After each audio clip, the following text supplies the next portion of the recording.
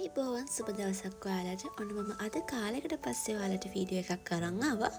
මේ දවස්වල එක්සෑම් වැඩ වගේක් නිසා බිසි වෙලා හිටියේ. මම අද හදන්න යන්නේ බනානා කේක් එකක්.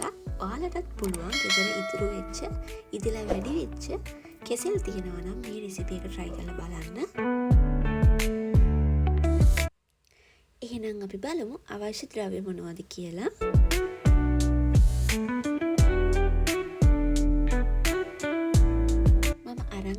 හොඳටම ඉදිච්ච කෙසෙල් ගෙඩි 4ක්. ගොඩක් ඉදිලා වැඩි වුණාට කමක් නැහැ. එතකොට තමයි බනානා කේක් එක රසට හදාගන්න පුළුවන්. ඒ වගේම සීනි ග්‍රෑම් 150යි, බිත්තර 3යි, පාන් පිටි ග්‍රෑම් 250යි, රට ඉඳි ග්‍රෑම් 50ක්, බේකින් පවුඩර් තේ හැඳි 2යි, වැනිලා තේ හැඳි 2යි, ඊට අමතරව බටර් ග්‍රෑම් 200යි. මෙන්න මේ ටික තමයි අපිට ඕනි වෙන ද්‍රව්‍ය ටික. ඉස්සෙල්ලාම අපි කෙසෙල් වල ලෙලි ටික ඉවත් කරගෙන ඉන්න ඕනි.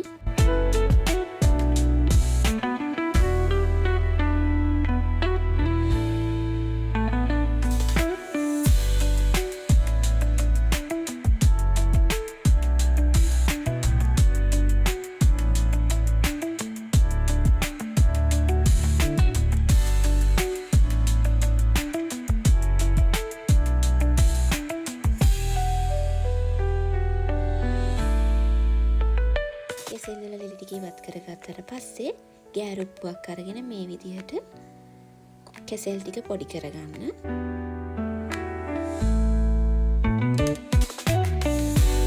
ඔයාලා මෙතෙන්දි ගොඩක් ඉදිච්ච කෙසෙල් ගත්තා නම් ඉක්මනට මේ විදිහට පොඩි කරගන්න පුළුවන්. ඒ වගේම තමයි ඔයාලට දෙයක් ආදරෙන් මතක් කරන්න තියෙනවා.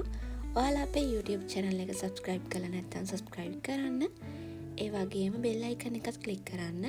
එතකොට අපි දාන වීඩියෝ නොටිෆිකේෂන් එකක් මාර්ගයෙන් ඔයාලා ළඟටම ගෙන්න ගන්න පුළුවන්. ඔන්න මම කෙසෙල් ගෙඩි 4ම මේ විදිහට හොඳින් පොඩි කරගත්තා. ඔයාලත් මේ විදිහට හොඳට කෙසෙල් ගෙඩි ටික පොඩි කරගන්න. ඔන්න ඊට පස්සේ මම බෝල් එකක් අරගෙන ඒකට බටර් ග්‍රෑම් 200 දාගන්නවා.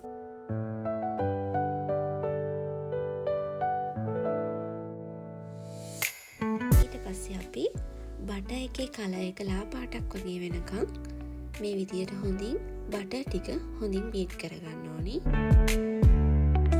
ඔයාලට දැන් පේනවා මේ විදිහට බටර් එකේ කලර් එක ලා කහ පාටක් වෙලා තියෙනවා.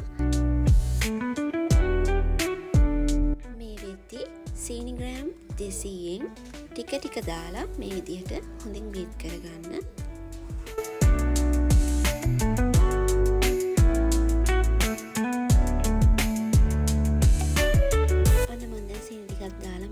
හොඳින් බීට් කරගත්තා. ඊට පස්සේ අපි බිත්තර 3ත් මේ විදිහට කඩා ගන්න ඕනේ.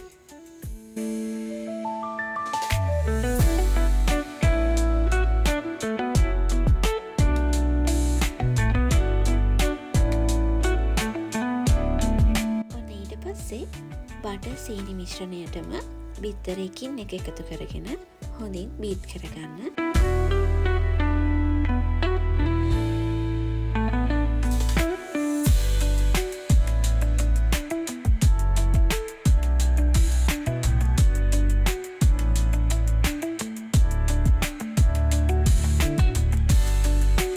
ඊට පස්සේ අපි මේ මිශ්‍රණයටම වැනිලා තේ හැඳි 2ක් එකතු කරගන්න ඕනි.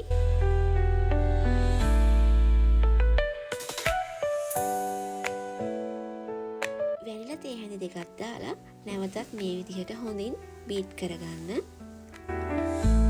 මේ විදිහට හොඳින් අපේ මිශ්‍රණය බීට් වුණාට පස්සේ අපි මේකට කෙසෙල් ටික එකතු කරගන්න ඕනි. කෙසෙල් ටික මිශ්‍රණයට එකතු කරගන්න කලින් ඔයාලා පොඩ්ඩක් මේ විදිහට මික්ස් කරලා ඒ ටික ගන්න. ඊට පස්සේ කෙසෙල් ටිකත් එකතු කරගෙන බීට් කරගන්න. ගොඩක් වෙලා බීට් කරන්න ඕනේ නැහැ.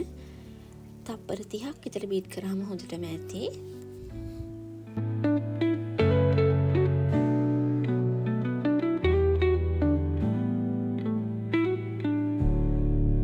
ඊට පස්සේ පිටි එකට බේකින් පවුඩර් තේ හැඳි 2ක් එකතු කරගන්න. ඔයාලා පිටිත් ගන්නකොට හලලා ගන්න. මම මේක 3 පාරක් විතර හලාගෙන තමයි ගත්තේ මේ විදිහට. බේකින් පවුඩර් තේ හැඳි දෙක එකතු කරලා හොඳට මේ විදිහට කලවම් කරගන්න පිටි ටිකත් එක්ක.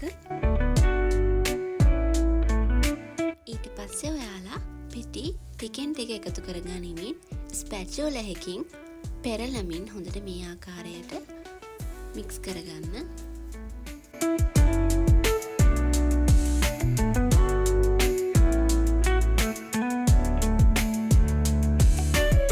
ඊට පස්සේ ඉතුරු පිටි ටිකත් මේ විදිහට එකතු කරගෙන හොඳින් මික්ස් කරගන්න.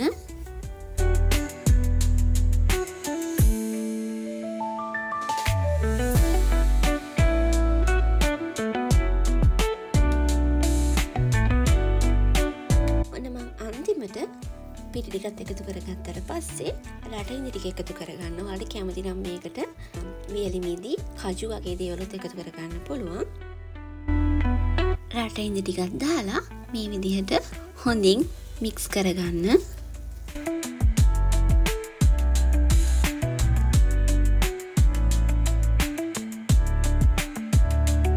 ඔන්න ඊට පස්සේ අපිට තියෙන්නේ අපි හදාගත්ත කේක් මිශ්‍රණය මේ විදිහට කේක් තැටියකට දාගන්න. ඔයාලා කේක් තැටිය ගන්නකොට ඒකට බේකින් පේපර් එකක් දාලා ගන්න. එතකොට අපිට කේක් එක බේක් වුණාට පස්සේ හොඳින් කේක් එක ගලව ගන්න පුළුවන්.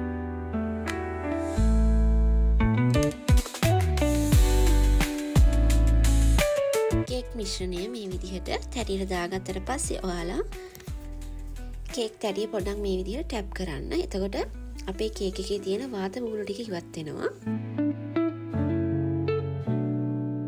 ඔන්න ඊට පස්සේ මම අවන් එක ප්‍රීහීට් කරගන්නවා සෙල්සියස් අංශක 180 විනාඩි 10ක් විතර.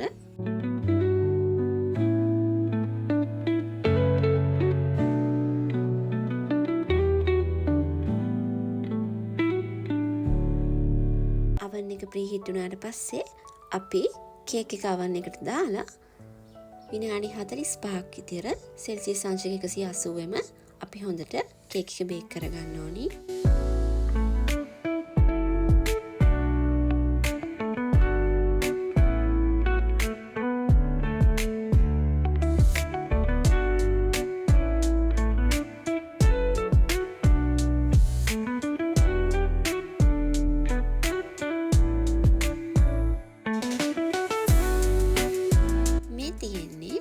භාගයකට විතර පස්සේ මගේ කේක් එක මේ විදිහට ඔයාලා පොඩ්ඩක් එළියට අරගෙන ටූත් පික් එකක් ගහලා බලන්න මැද අමුද කියලා.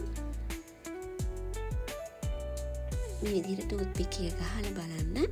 මේ විදිහට මිශ්‍රණයේ ඇලිලා වගේ තියෙනවා නම් ටූත් පික් එකේ තව ටිකක් බේක් වෙන්න තියන්න. ටූත් පික් එකේ ඇලිලා වගේ තිබිච්ච නිසා මම විනාඩි 10ක් විතර තව බේක් කරගත්තා.